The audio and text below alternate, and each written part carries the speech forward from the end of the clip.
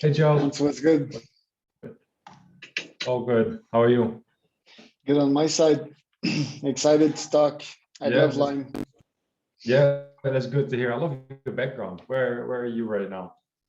In Guadalajara. It actually looks Guadalajara. like an old grandma painting, but yeah, Hmm. I would maybe change, the borders of it. But Sure. yeah, it's a real painting. It's pretty cool. Hmm. It's Yeah, in it is the pretty cool. Airbnb we're in. Where are you at? Well, I'm at my place. I'm in Spain right now. And Guadalajara, let me think. Yeah, you guys speak they speak Spanish over there, right? I'm gonna sound Yeah, a yeah, it's bit in stupid, Mexico. but exactly. Yeah. All right. Well, yeah, no, I moved to Spain 3 years ago. You entered Spain 2 years ago. Is that what you're saying? Yeah, 3 years ago. I'm originally from Holland. I'm Dutch, but I moved here about 3 years ago. And what Yeah, part of Spain are you in right now? I'm close to Alicante. So, when you're looking at the top from the top, then you have Madrid, Barcelona, and then Yeah, Alicante up there. I know it because I was in not Guadalajara. I was in Guardamar del Seguro, Hmm. which is 30 minutes from Alicante south. Yeah, exactly. I was there for a month or two, and Alicante is pretty badass. To be honest, Hmm. it's one of my favorite little city in Spain. We went to see like couple of movie acting theaters in there. It was a very nice play around Oh, yeah. Christmas, I think. And yeah, it's very small town, small streets. It's and then you can go up in the castle and have a view on the whole city, so very nice Yeah. place. Yeah, the castle's pretty cool. When if my window would have been like 2 meters more to the left, I would be looking at the castle right now. Really. But yeah, I really like Alicante. So I'm from Holland. It's a fairly small country, so to me, Alicante is sort of a big city, I suppose. Like I've been to Madrid and I've been to well, but Yeah. so for me, Madrid is huge. It's too much. Oh yeah, it's big city. So I really like Alicante. Yeah, yeah, cool. Yeah, Are and you how's just ready Mexico? How's to what? uh well, it's a big city. It's somewhat similar to CDMX, Ciudad de Mexico, the Mexico City as we know it in English. Hmm. It's well, there's mountains around here. I'm a trail runner. I actually came here because of a Spartan race ultra that was happening, but never happened. Hmm. They canceled it, so they moved it like south of Mexico City. So now we're gonna move there and see. Well, it's gonna be the same race, just it's gonna be way shorter. It's not gonna be the ultra version. So Hmm. long story short, I've been in Guadalajara before. It's a nice city. There's a bunch of things to do. Like for my birthday a couple weeks ago, I went to the Lucha Libre, and that's Hmm. pretty funny. Like to see Mexican wrestlers, but also people in the stands just swearing at one another, and Hmm. it was a very fun experience. So Sure. a bunch of things to do, and also what you need to know if you ever come by here. Hmm. There's the tequila route. So there's this town called Tequila, and that's where they make all the tequila. And Sure. if you don't make the tequila from there, you cannot have the appellation. So we didn't have the time. Actually, we're moving this weekend. We might go and do the tequila experience, but it's known for that. And obviously, there's a bunch of things to do. Last piece of info about Guadalajara is that it's a nice startup hub um, in Mexico. There's a bunch of cool and exciting startups that are building here. Hmm. So the startup, there's like two cities, maybe three that are great startup hubs in Mexico. There's Mexico City, there's Guadalajara, and I think there's Monterrey, which I've never been. She's like more north, but that's kind of cool, because that's that in the end that's what's gonna pick up the Mexican economy. Yes, they're Hmm. very dependent on tourism, but also it might fend off eventually the narco problem that they have here, which by the way, tourists are not exposed to narcos, but it's just bad for the country and the economy, as you might know. Yeah. Yeah, it is one of the first things that I mean, that comes to mind right when you think about says about that. Yeah. So it's, I mean, it's great to hear that, you know, the startup scene and the business scene is picking up. So that's super exciting. I'm glad to hear that. Startups And are pretty, gonna save the world, man. Line is gonna save the world. yeah, exactly, exactly. And pretty cool to hear about your Spartan race as well. That's pretty cool. I've Yeah. never done Spartan. I do like, I've done some obstacle runs, obstacle races, which they're really fun, but they're nowhere near as intense or extreme as you know, the ultra runs or anything like that. But Yeah, I would have loved to do it, but I guess this year's gonna be practice. The one I'm going is 21 kilometers. It's not gonna be a challenge for me, as I did an Ironman last year, which is kind of intense. The ultra was somewhat similar in difficulties of the Ironman. You complete it in around 15 hours. mm, But yeah, it's a cool thing. I do it for the mental, I do it for the yeah. the mindset to just build me up, and it plain works. It's one of the best medicine, probably after meditation, what if you want to build your mind and achieve great things. And I'm pretty sure you'll understand that, as you also look like an ambitious guy. Looking Yeah, at your background, if you don't mind, we'll just jump into it, because I know yeah, your definitely. No, time is precious. for me, sports is meditation as well. Whenever you're doing cardio or whenever like, I'm doing some individual spinning, there is always Yeah, that moment where you think, shit, I'm gonna quit. And then yeah, when you go through that, then after it's just flipping bliss and you have all these negative thoughts, and then all of a sudden it's like, wow.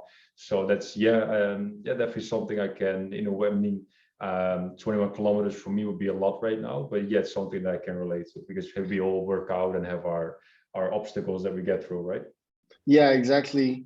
I mean, you just described it. It's always the point, when you're like, shit, this is too much and I need to stop. But the thing is, this is just your brain, Mhm. telling your body what to do, but the body doesn't know. The body just can't keep going.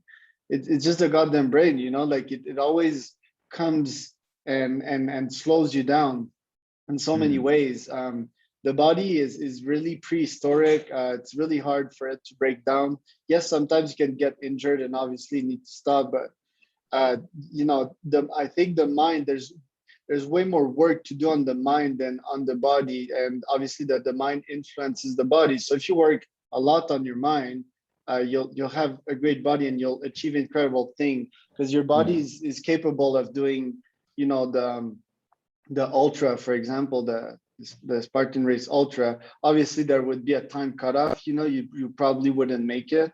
They cut off, after I think 17 hours or something like that. But theoretically, you could just go and run for 24 hours without, breaking down. But I mean, Mhm. it's all, and it's the same in sales. Like, I checked your background. You started in sales. I started in sales too. Um, when you start, when you cold call, I mean, at some point you want to stop, but you just keep on going. You just go one more. Like, I love this quote: just go one more.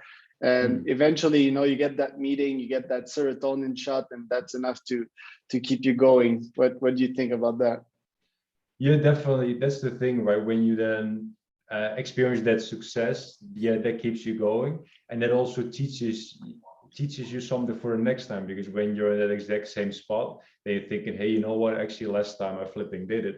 Let's just try it again because I've shown myself that I can actually do it. So then you do that again, and I'm also a really big believer of thinking in systems. So then, hey, you know what? Last time it took me 50 calls, got that meeting. Yeah, Let's just get 50 calls in. Like it's a binary thing. I'm gonna get my 50 calls in, yes, 100% guaranteed. And then, hey, you know what? Another meeting, and then you can start planning around that. You know what? I'm gonna make time to do 100 calls, and I'm gonna book 2 meetings. Perfect, and that's it. yeah. And yeah, once you've shown it to yourself once, then you know you can do it again. It's just getting to that initial success point, and that's just a matter of wanting it bad enough, pretty much.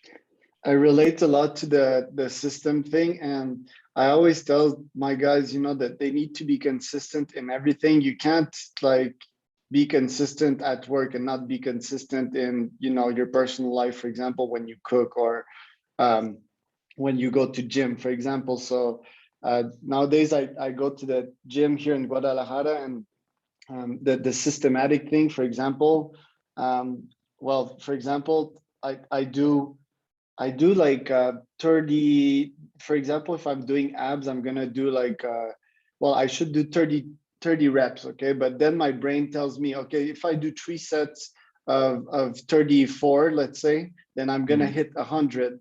And, you know, it's this weird like numbers obsession.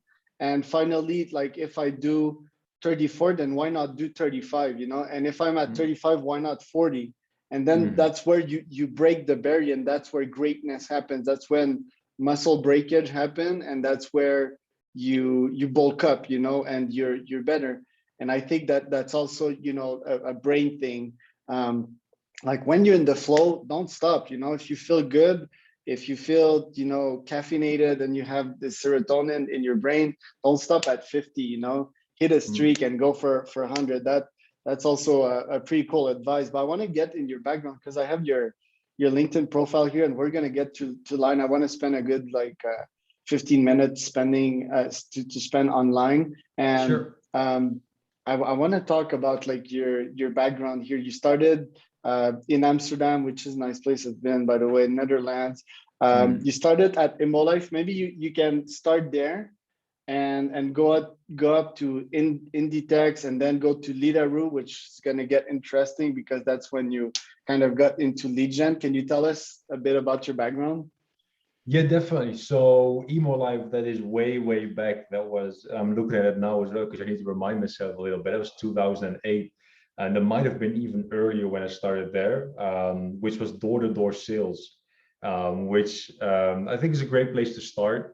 I was young, hungry, like you, when you're young and you have the opportunity to make a lot of money, Yeah, then I mean, like that's very motivating. And that's also where I learned like your team and your colleagues, they make the whole thing when it comes to challenging jobs. So yeah, at times door-to-door sales is tough, but when you have really like you have a nice team and you're motivated, when you're motivating each other, that's really helpful. So did door-to-door sales, that was great. I led a team and was helping with the training of the team door-to-door sales. And you really you also realize it's really important to set targets for yourself, and then you take those serious, and you try and hit one more door, and you try and hit that number, not because, you know, if not, then but I think it's just something, okay, once you set the number, you want to get there, right? So that's where I learned that. I need to Then ask, how is door yeah. to door in Europe? What's the difference? Because I know the door to door in Canada and US. I've got a bunch of friends that did it, you know, and you know, people sometimes freak out, and you know, they kind of tell you to go away, or they call the police, or they even pull a knife on you. Or I've heard like crazy shit like that. But how is it in Europe? Right. It really does depend, like the kind of neighborhood that you're in, I suppose, the city. I mean, yeah, I've had people come up with their dogs and people calling the police, especially like elderly people, because they're not really used to it. They're not sure. There's this, you know, they hear crazy stories in the news, and then there's a Yeah. young guy knocking on the door, you know, asking for them to open the door. And yeah, you have a badge and all that, but it's just, you know, I can imagine for them scary, so Yeah. they sometimes call police or anything. But it's back then it was a little bit newer because we're talking about 13, 14, 15 years ago, so it was a Yeah. bit different, and no one really loved it. But then again, overall the experience was just pretty good. Like the thing is, you're interrupting people their day, you know, in what they've at their home. So it's a bit, you know, it's I can imagine that some people they're not really too excited to see you. But Yeah. from just what you just told me, sounds like Canada is a bit worse in that regard. So In the so cold. that's yeah, that as well. That is, I mean, I've had some cold days. Don't get me wrong. In Holland can get cold as well when it's snowing. But so yeah, that was emo life. Then I went to Inditex where I managed one of their stores in Amsterdam.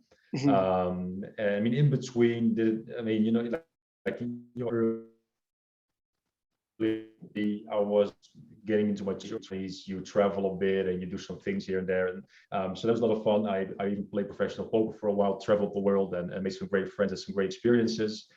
before I got into, I managed their store in Amsterdam, which was great. I really learned a lot about different cultures. We worked with a team of 55, and I think there were I don't know, like 30 different nationalities, something like that. So that was really fun, and made some really great friends there as well.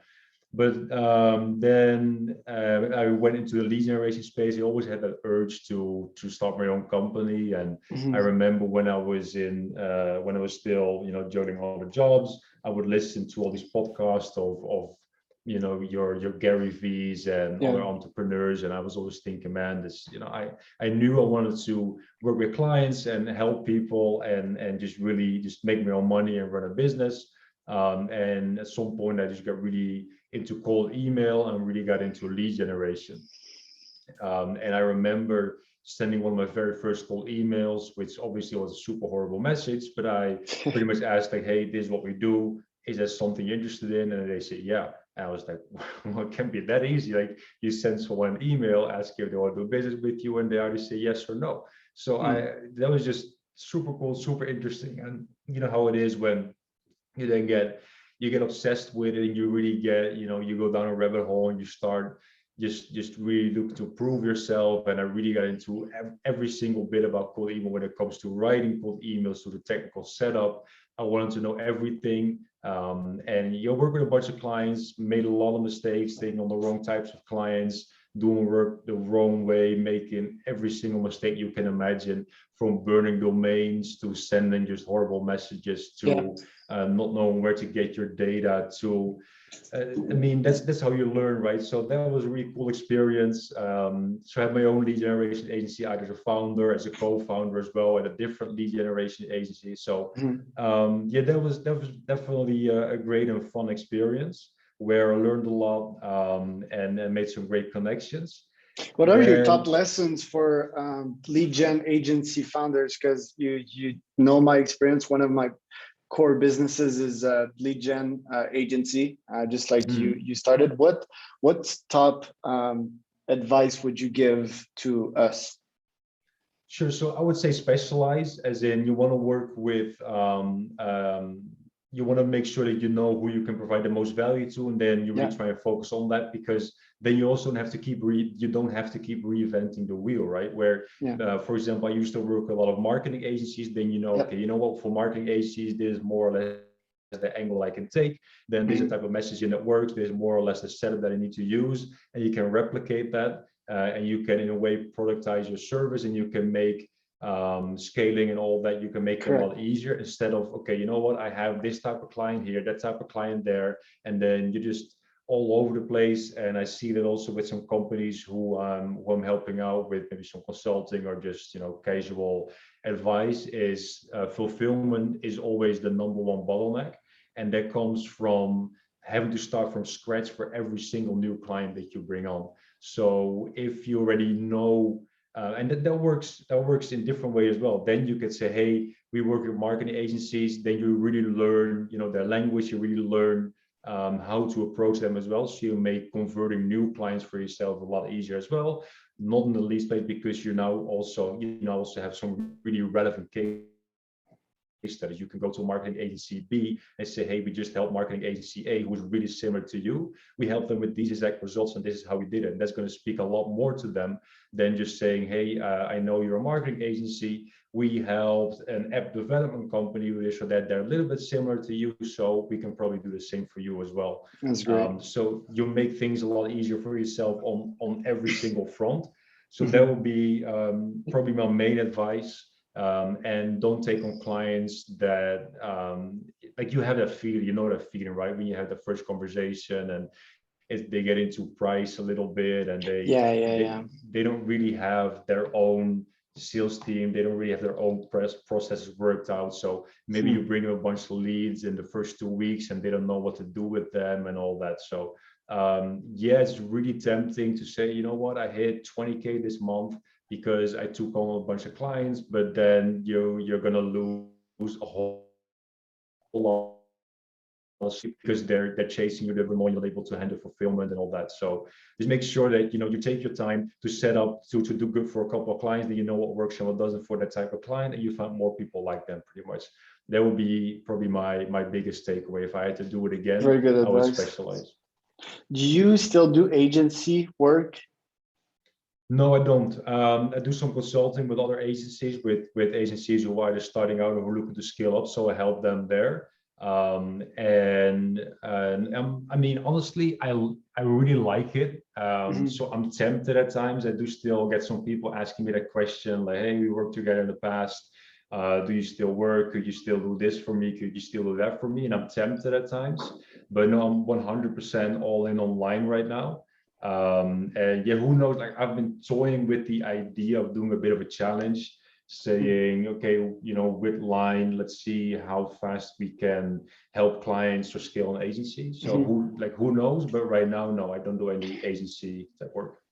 Okay, because like I am a strong believer in the SaaS model too, but do you think that the agency model would take too much of your time, or did you, for example, not succeed in having an agency run on autopilot that could not take your time? Why not do both? And that's my first question. The second is the SaaS model enough to pay the bills in the end, or did you had, for example, savings? Because I understand that the SaaS model is very lucrative and it's on autopilot. It's a software, it's replicable. I won't get in the Andreessen Horowitz thing that software is eating the world and all that, but it's a great model. What do you have to say on the agency via SaaS model here? Yeah, so initially, when you started with an agency, yeah, definitely would take a lot, because now after a while with the agency, we had most of those processes worked out. So a lot of that would either work on autopilot, or you would have the right people in the right place who could help you do fulfillment and all that. So when it comes to cash flow, yeah, agencies and the agency model definitely is great. Then again, it's I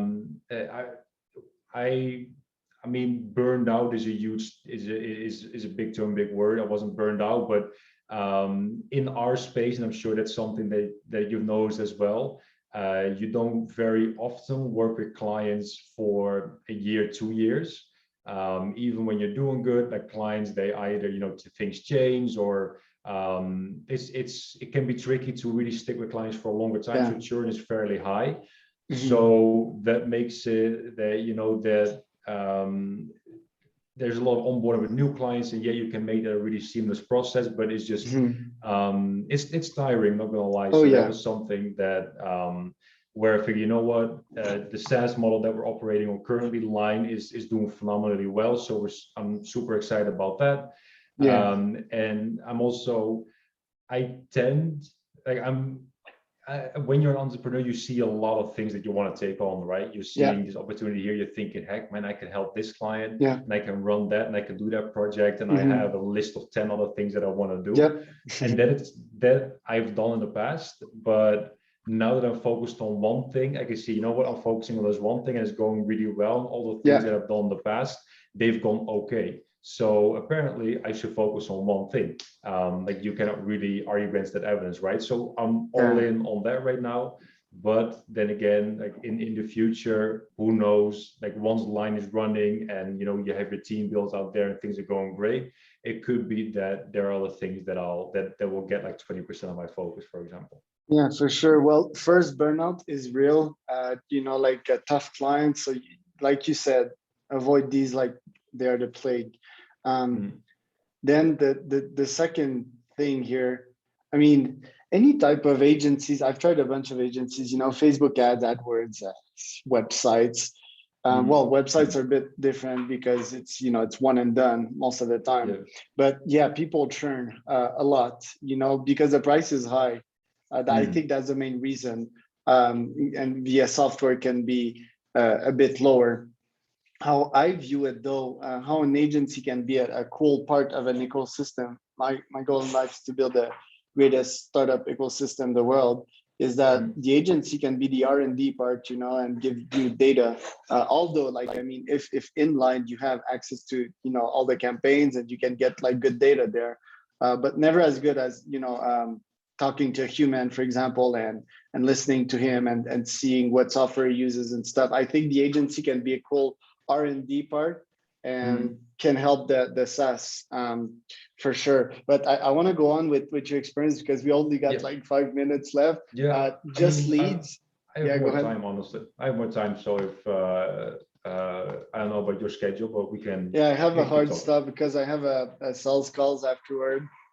Sure. But I'd like to reinvite you anyway because there's so much to say there. But I saw just leads. That's interesting because it was like 4 months. Can you tell us a bit more about that one? Yeah, definitely. So Just Leads, they're a Dutch agency, lead generation agency, and they reached out for me to help them with the whole, setting up the processes. So they were starting out, to younger guys, super ambitious, super hardworking, and so I helped them with setting up the processes, onboarding clients, making sure that there was the right technology in place, and setting up new technology, and just providing with a bit of a Kickstarter, I suppose. So that was like a consulting type thing, that I did for them. So that's why I was a bit shorter. Might actually go back to helping them. I still have contact with them, and they're just really fun to work with. It's just always really cool to work with super hardworking, bright, ambitious people, and it's been inspiring for me personally. So yeah, like it's a good reminder. I need to reach out to them actually. And what about robots? That's an interesting one too. Yeah, I've had my last week there a couple of weeks ago. Growbots was the head of marketing there for about 8, 9 months. Yeah. Yeah, that was definitely interesting. It's a I'm a big fan of the entire space of the sales enablement, sales automation space, however you want to call it. And they had a really great opportunity as the head of marketing. And I've been a fan of Growbots for a while. It was one of the first tools that I used when I started with cold email. When I saw the opportunity, I was just super excited, and yeah, they were excited to bring me on. So that was a great experience as well. We learned a lot there, and we did some really cool things in the space in creating content. And I got to meet the team. They have a great team in place, and they have some really cool visions on how they can actually combine software with a bit of an agency model as well. So I think you and their CEO, you really hit it off, because I think your visions are really well aligned. That was great, but while I was working there, Line was something that we worked on part-time in the weekends, in the evenings, and it really took off. And I don't know, as it took off as hard as it did, as well as it did, it just made a lot more sense to focus on that full time, and that's why I left Robots a few weeks ago, actually. Okay. You know what? Like, I want to stop there so that we record it like in kind of two pieces. The second, I mean, we could spend a good 30 minutes just talking about Line. Put it together, and that would be an hour podcast. What do you think? Yeah, sure, that works for me. I think, yeah, that makes sense to stop it there, and then we can pretty naturally transition that into Line. It's a great idea. Do you have more time today, or would tomorrow, for example? Because today, I mean, after this sales call, which is 15 minutes, like I have time. Not sure if it's good for you, or tomorrow I have time too. Let me check really quick. Yeah, tomorrow I have one call at 5 my time, which is 30 minutes ago. So same time that we had a call today, I have one call tomorrow. Other than that, because we're launching the website, I'm working on that a bit, so I've kept my schedule clear. But yeah, we can schedule for 30, 45 minutes, no problem. Okay, tomorrow I have something at 12:30. Let me just put Spain time here. 12:30 p.m. EST Spain time. So right now is your 5. So yeah, we have a good like 7-hour 30 difference. I mean, it's Friday tomorrow. Do you still have time at like 6:30 p.m.? What time? Sorry, you got cut off there. 6:30 p.m. tomorrow, your time. Would you be good? Yeah, Yeah, I think that works. Like we might have something, something with a new house, but let's schedule for 6:30. And if something comes up, I'll make sure to let you know ASAP. Okay, so I sent you the invite, and yeah, it's gonna be fun to talk about line. Let's devote a good 30 minutes to it, and yeah, Mhm. let's talk tomorrow, man. Yeah, I love talking about Line. All right, thanks, Hans. Yeah, thanks for your time, man. Good luck with the Bye.